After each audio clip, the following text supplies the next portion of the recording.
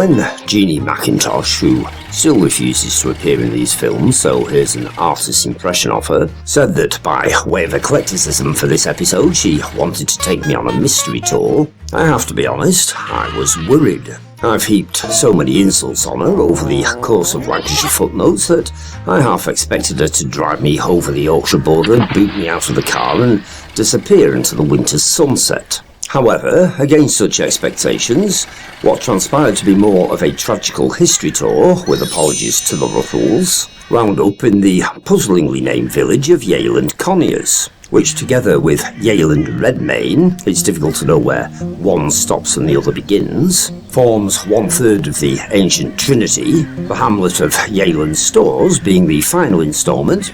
I've lost track of that sentence now. There's history here. There's always history, it's Lancashire after all. However, it's difficult to rootle out.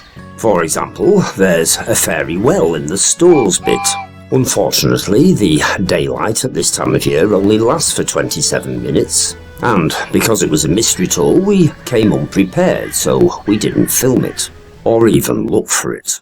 Then there's Kringle Barrow Wood, an ancient name that refers to a prehistoric tumulus surrounded by a stone circle, which sounds unlikely but is obviously related to the cairn surrounded by the stone circle just behind the old lime kiln, on the Leighton Hall Estate's Summer House Hill, which we also didn't film because we didn't find out about it until after we'd gone home. It didn't help that Leighton Hall was closed until May. It was that sort of afternoon. The Yealand village/hamlet siblings date back beyond the Domesday Book, where they were recorded as one conjoined Siamese twin called Yealand. As far as we can determine, the schism started circa the 15th century, when various parochial factions inevitably fell out with each other. Records show that Thomas Lawrence of Yealand Redmayne complained of various outrages in 1443, when Thomas Beetham tried to kill him and set fire to his house. A justifiable complaint, all matters considered. A couple of centuries later, in 1642 to be exact, the Barney was still going on. The tenants of Yealand Redmayne, Yealand Conyers and Yealand Storrs complaining of divers exactions, courtesy of the lordship. What they were diving for, history doesn't record. It goes on a bit to be honest, so let's just forget it. There are 3 places of worship scattered across the divergent Yealands, the first of which is St Mary's Victorian Catholic Church, its only significance being that it was built by those master carpenters, the Gillows, of Leighton Hall, presumably to buy off their consciences for being involved in the slave trade. Theirs, understandably perhaps, are the largest graves in the churchyard.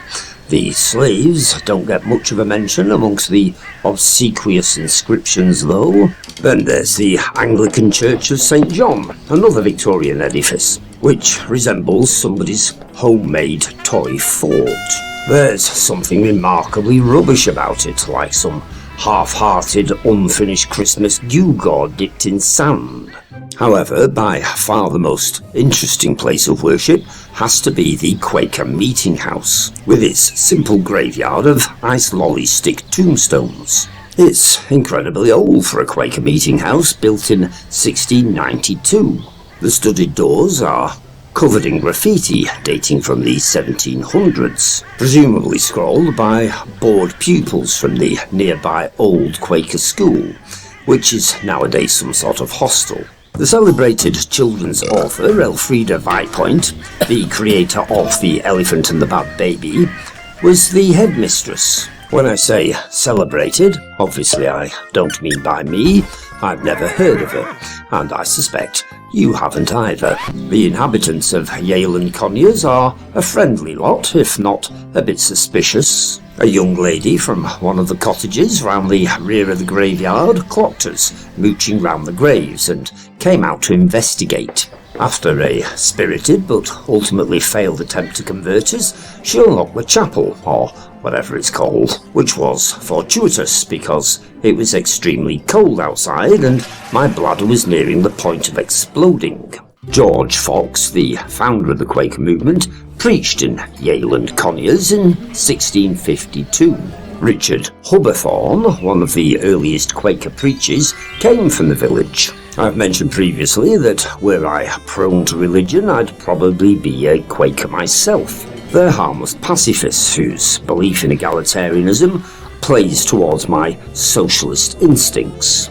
As a result of this, of course, as well as their leanings towards nudism, which is where I part company from their belief system, especially at this time of year, the early Quakers spent a lot of time in prison. Hubberthorne was no exception, shuffling off this mortal coil in Newgate Prison in 1662. It's all very Beatrix Potter around these parts. We ate our pork lunch and meat butties in the ample parking space at the rear of the new inn established 1680. The inn, that is, not the car park, and watched the village grow incrementally dark.